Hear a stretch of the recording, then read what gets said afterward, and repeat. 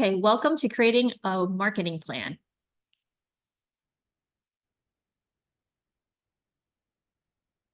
My name is Lindsay Pajo. I work for Cornell Cooperative Extension's Harvest Near team as an ag business development marketing specialist. I'm also a farmer. I own Adirondack View Lavender, so I have a lot of experience with marketing my own farm-based products. And I'm going to have my colleague Precious introduce herself. Hi, everyone. My name is Precious Chabalala. I also work with Harvest New York, and I'm a food system specialist. So when we're looking at marketing our products, we have many different outlets when it comes down to marketing. We have CSAs, we have produce auctions, UPIC, farmers markets, grocery stores, restaurants, different cooperatives, distributors, and farm stands. And as we know that these are retail and wholesale, so it's really important to determine what type of place you want to be marketing to. Selling to a wholesaler, you don't have to deal with the public on a daily basis. But if you really like people, working more on a retail front of marketing your products gives you that great customer interaction. You'll get to hear feedback of how amazing your farm-based products are. So it's really important to figure out where you want to be marketing your products. When you're starting to market your products and develop your marketing plan, what you do today will definitely change over time. And I know I personally have learned that there's certain places that I market my products currently, and places I used to market my products. So it's important to be able to gauge where you want to be marketing those products and adjust your marketing plan, what's going to work best for your operation. For example, for my farm, I have marketed at produce auctions. I do a lot of marketing with UPIC. I have a farm shop, and I do a little bit of wholesale to certain customers. So it's important to determine where you want to be selling those products to and what your priority market is. And that's one thing that I think people have a lot of hard time determining, what the priority is. It's important to have the priority of where your first market's going to be and where your concentration is. So example, if you're selling, to a CSA members, that's a primary market. And then maybe your second market is selling products in your farmers markets. You're not selling seconds of your products. You're just having a priorities of where your markets are going to be too.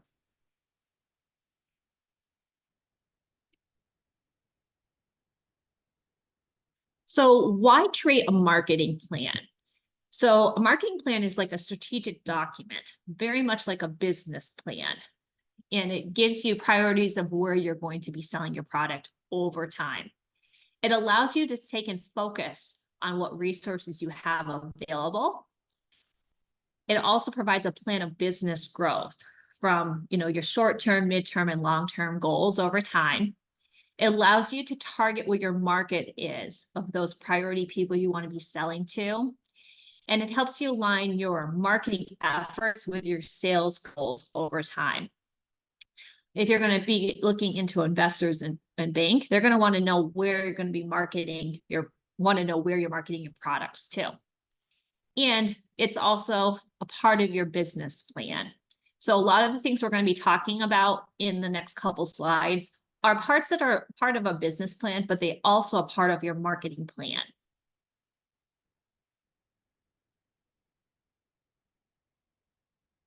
So the different parts that we're going to kind of go over in the marketing plan is like an executive summary, market summary. You want to define your competition.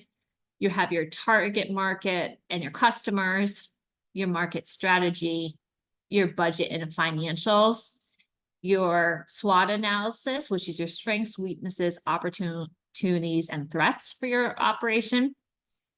You're going to have your products and your services. We'll talk about your pricing and position strategy, the importance of market channels, distribution, and promotional strategies. So what is an executive summary?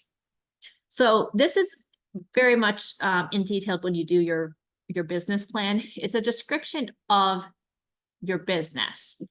And what you want to do in your executive summary is sum up your marketing plan sections, your overall, these different sections that you're building on, and have your goal of your marketing plan. So you want to have, that short description of what your farm is. So like an example, you have a 13-acre farm that produces, I'm going to say example, lavender-based products, and,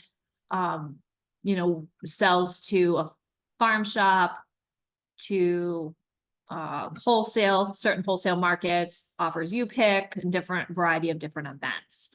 So that would be like a short one, but you're going to have a lot more detail in that executive summary. It's only going to probably be about a paragraph or 2 paragraphs long. It's not going to be a book. What is a market summary? So market summary is going to be information about your demographics. So if you're just starting out, this is what your ideal demographics would be. So if you're going to have, an example, like a winery, you're going to be having individuals that enjoy drinking craft wine.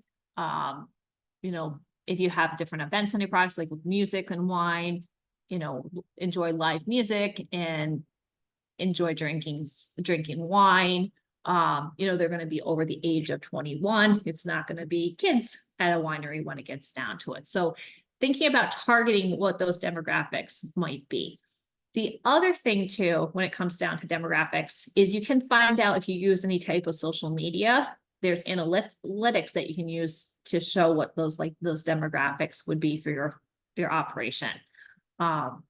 Also, when it comes down to demographics, you might think about like some of that socioeconomics of people that might be more targeting. Is it that you're targeting more of a wealthy individual that has a lot of disposable income? Or is it more somebody, maybe your operation, the products you want is to provide like an experience at an agritourism operation, or provide products that are affordable to the local community.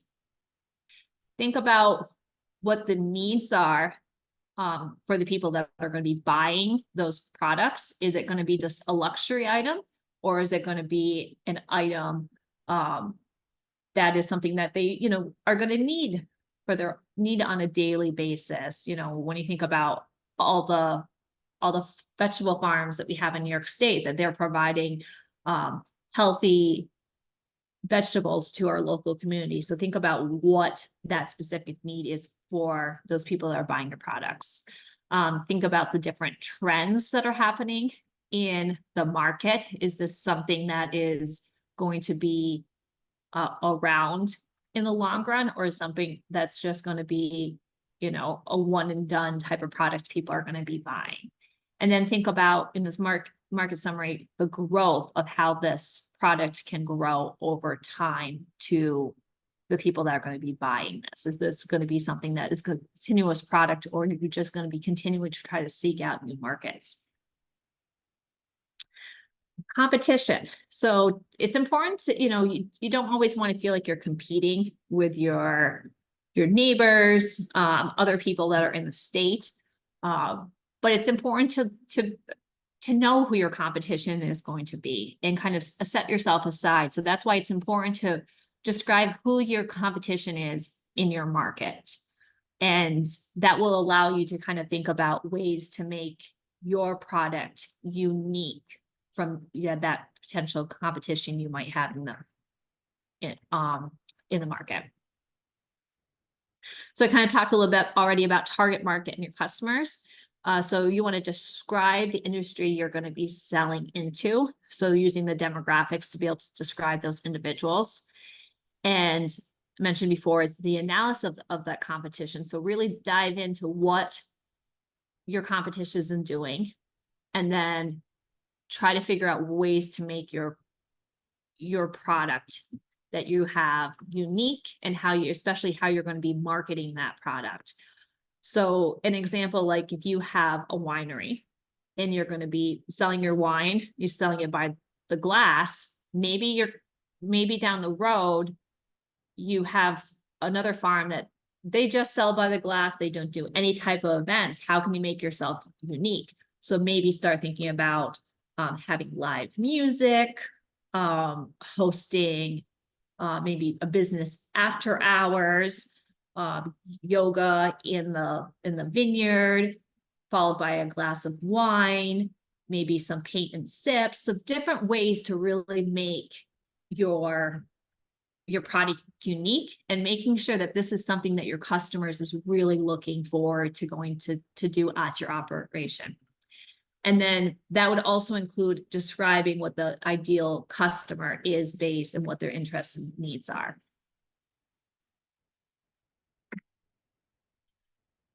It's important to look at your market strategy. So how you're going to describe how your company should approach the market, and then look at your short-term, mid-term, and long-term goals of your operation. So your short-term goals initially might be, example for a winery is you're going to sell by the glass, you're going to sell by the bottle your first 2 years. Your midterm goal might be that you're going to start in 3 to 5 years is starting to have more events on your property. So you're going to have, example would be, you're going to have live music, you're going to do some of those paint and sips, you're going to do some bridal showers, those little type, those are another type of events, because your short term, when I'm saying by the glass or the bottle, you might have the infrastructure in place with your winery to be able to do that, but you don't have enough for an actual event space. You don't have a pavilion, you don't have a tent. So maybe you need those first 2 years marketing your product to generate income to be able to do those midterm ideals.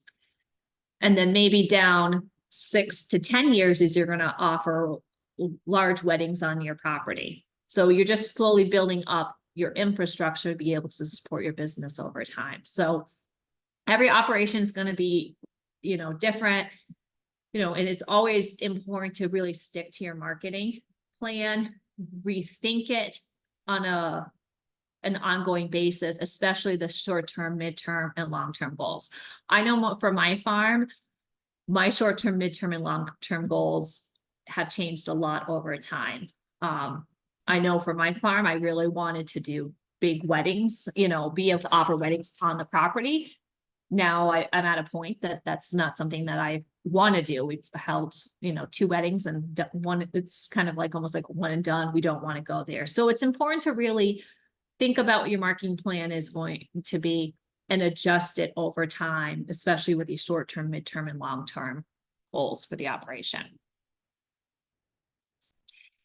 It's important to have a budget in your financials. You need to know what your expenses and what you're going to be able to do for marketing your products. And the next slide, I'm just going to give you some ideas actually on my farm of how, I've established a very minimal budget for marketing of our farm products for this next year. So it's important to look at all your expenses you're going to have to accrue to be able to market your product. So if you're going to have a marketing agency, marketing software, website, different events, it's always great to find free options. So I always like to bring this up. Social media is a great free option when it comes down to be able to market your operation. You can't always do things free, but think of some of the free outlets. So social media, word of mouth, usually there's community calendar or events are all great free ways to market your product. And then it's also important, like I mentioned before, when it comes down to your marketing, is having the short term, the midterm, and the long-term goals of how you want to market your products on your farm. So this is an example of what I'm doing for the next year for my farm operation. So it's not a huge marketing budget. We're only in I'm trying to think, we opened more the flower farm part back in 2020. So, we're still at a very minimal marketing budget based on how much money is coming into the farm. And that's important, is to really know what your expenses are on the farm and really how much you're going to be able to market have a marketing budget. So we have my website, which is like $500. Business cards would be $300 for the year. I think I still have ones left over from last year. The big thing this year is more signage, and that's more signage on the farm to be able to help people understand what's happening exactly at different points on the farm. Very clear signage is what my target was for this year. We have an event, a Kids Day event, so I put in about $40 marketing budget for that. We do postcards, advertising, which is another $400.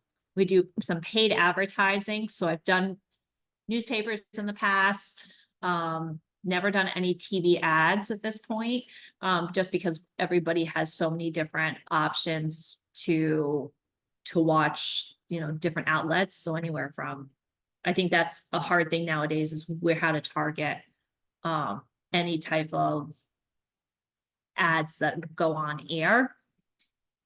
And so I've just been mainly focusing on magazine advertising. So the 1/8 advertising, that's in like a national/international magazine. So we do 3 advertisements because the operation is seasonal. Then we do more of a local one.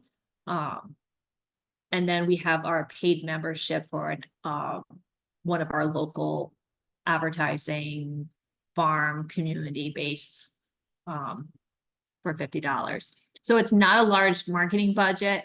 And, I think about what my marketing budget is going to be. Actually, the latest I do is in fall, in the fall.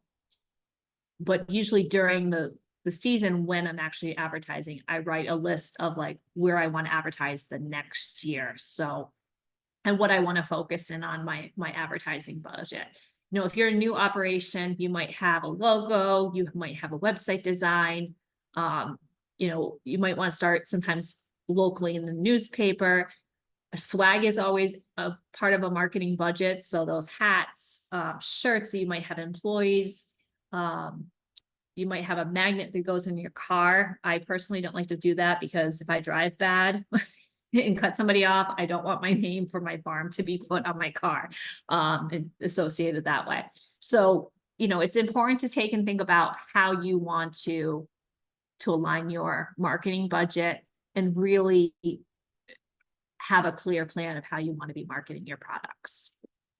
Okay, I'm going to turn this over to Precious now. So now, conducting, excuse me, a thorough SWOT analysis is a critical step in developing a robust marketing plan for your agricultural products or services that you offer at your farm. So this analysis will help you to understand the internal and the external factors that can influence the success of your marketing efforts. So SWOT is an acronym that stands for strengths and weaknesses, which are the internal parts, the internal factors that affect your marketing strategy, and the opportunities and threats are the external factors. I'll give an example of one farm that I work with. They produce a lot of Asian cultivars of fruits and vegetables. They have sweet potatoes, which is Japanese yam. They have butternuts, different types of squashes that are mostly Asian cultivars. And they have watermelons. They produce rice as well as other products. So their strength is that they have a niche market. So they have specific market, a strong presence in that Asian market. But then the weakness, it could be that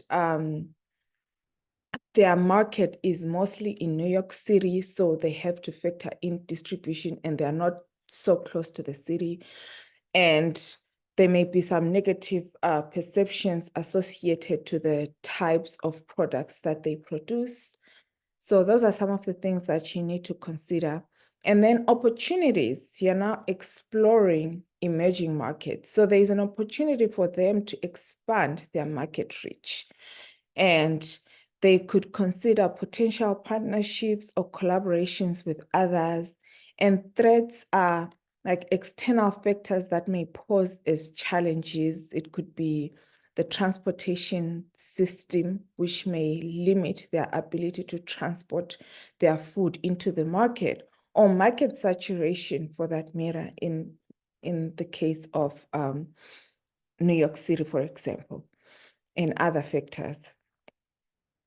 In addition to the SWOT analysis, it's also important to look at your market analysis, look at consumer behavior, like understand your consumer preferences, their behaviors, their buying patterns.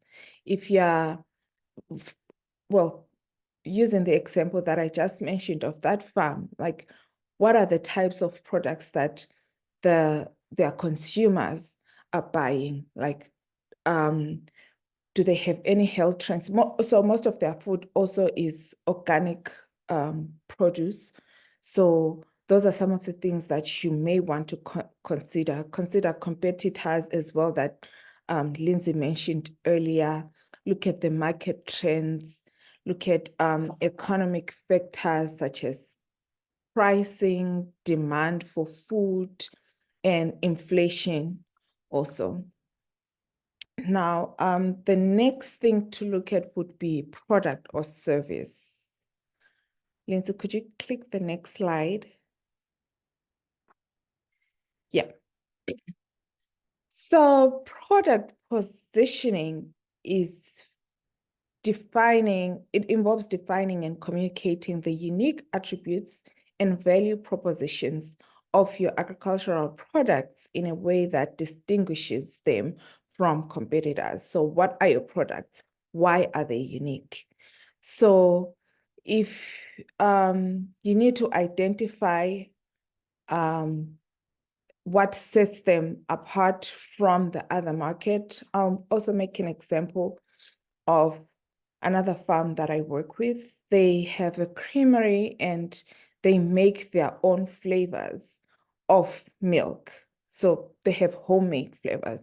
So the distinguishing factor is that they don't make any artificial, it's homemade flavors. And a lot of people that I met with when I went, they really enjoyed the flavored milk. And you need to understand also what your consumer needs are and be consistent in your quality and your quantity. I cannot overemphasize this. In most instances, I work with small farmers. Their quality may not be the greatest, and I've bought from them myself, and I think to myself, yeah, I may not return back to that seller. So it's important to make sure that your quality is very excellent and that you are consistent in your quality as well. Let's move on to pricing and strategy. So in making your pricing and positioning, you should make sure that it's relevant to the market, make sure that it's not too high or it's not too low. I briefly mentioned this in the last general marketing webinar that we had, that we have different pricing strategies. It could be cost plus pricing, which is the most basic pricing strategy, where you just simply add a markup to your cost of production to arrive at the selling point. But you should make sure that this markup covers your cost of production and any other costs that are involved. You could also use competitive pricing. So in this strategy, you set your price based on what the competitors are charging. So it can be a good option if you're selling commodity products like corn and soybean, but may not necessarily be the best when you're selling produce. You could also use values-based pricing where, for example, if you're selling organic produce, like the farm that I mentioned earlier that sells organic Asian cultivars, they also sell rice. Their rice is priced between $12 and $15 a pound. So it's generally higher because they consider it to be organic, and you're paying a premium, and they're saying it's high quality, is straight from the Asian market. So they are charging a premium based on that. You could also use bundling, where if you have slow moving products, let's say you have like Lindsay who has a lavender farm, maybe her lip balms are not moving. She could bundle that with hand creams or something to make sure that, and sell them together at a discounted price to make sure that all her products are moving. Now let's move on to market channels. So in choosing market channels, you should make sure that you're using the right one that will reach your target audience. You should have a well thought out distribution strategy. And some of the things to consider here are you could use some of the things to consider are like customer preferences, understand where your target consumers prefer to shop and tailor your strategy according. And you should also make geographic considerations. Consider where the geographic distribution of your target audience and choose the channels that align with those locations. For example, the farm that I mentioned earlier, their target audience is predominantly like Asian, and they said they find that mostly in New York City. So those are the things that you need to consider. Also consider the product shelf line. If you have perishable products, they may require channels with a quick turnover and a shorter supply chain. So when choosing your marketing channels also, you can choose be it direct to consumer. It could be farm stands or markets, set up stands at local farmers markets, or create an on-farm or have This is mostly for direct interaction with customers to build relationships and trust with them. You could have community-supported agriculture as well, offer subscription-based, guarantee sales, and provides it guarantees you sales and provides you a stable income. Or you could have a U-Pick operation and allow consumers to pick their own produce directly from the fields. One other farm that I work with has almost all this factored into them. There's also retail, and where you're selling to local grocery stores. There's wholesale distribution as well, where you're using a distributor and brokers or even food service providers. You could also use food hubs or even institutional markets. So I'll go back to an example of one farm that I work with also. They use almost all of these marketing channels. They work with the Farm to School program, where they're selling their milk in small bottles. And they also have a U-Pick on their farm. They grow some flowers, and they also grow some small berries.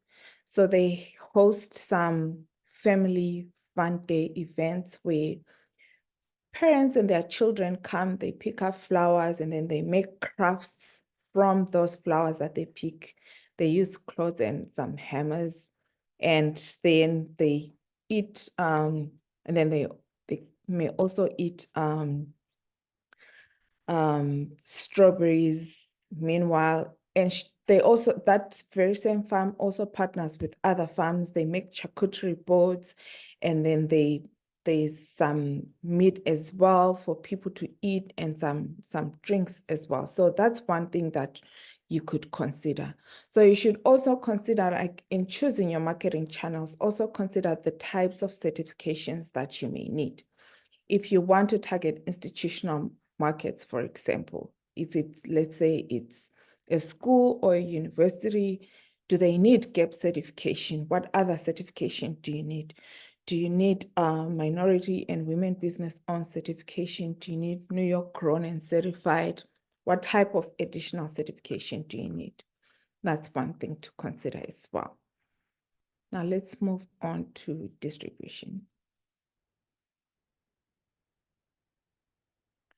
You should also have a distribution plan.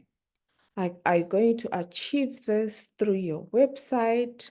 Will you use a distributor, or will you go through retail?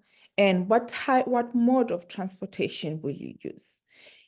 If your produce or products are perishable, will you be able to use mail or air or tracking? Those are some of the things that you need to consider when you're looking at your distribution plan. And let's move on to promotion strategy.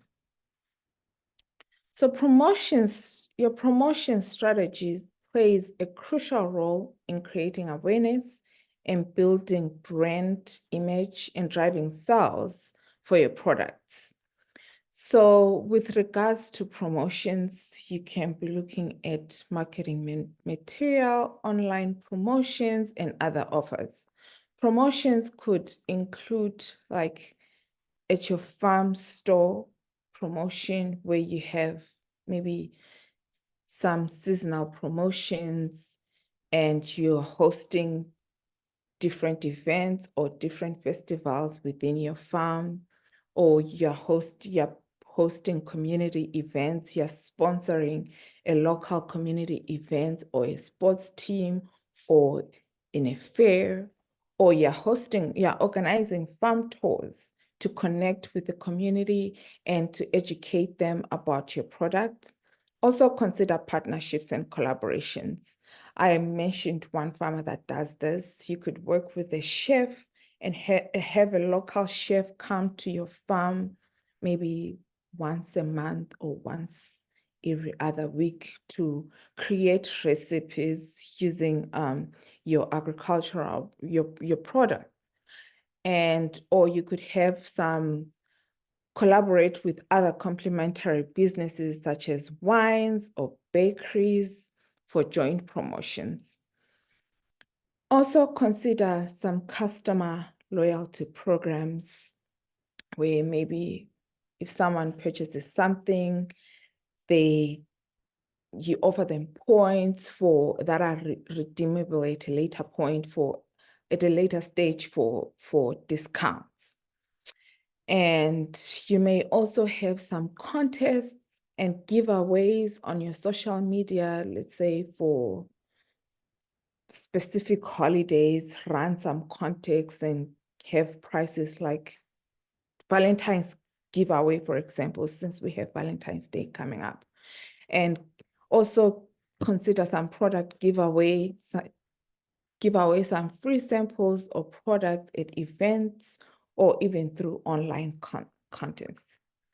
You could also consider having some limited time discounts. Create a sense of urgency with time-limited discounts. If you say this is available until the 28th of January, for example, people will feel the need to purchase within that discount period. Also have some coupon campaigns, distribute coupons if possible, including through print or online media. And you could also host some educational workshops, have some cooking classes, or workshops to feature your products, or have some sustainability talks, educate consumers about your sustainable farming practices, or what we're calling now regenerative agriculture, through various workshops and engage with your target market. So these are some of the strategies that you could use when you're creating a marketing plan. Now we'll open it up for questions.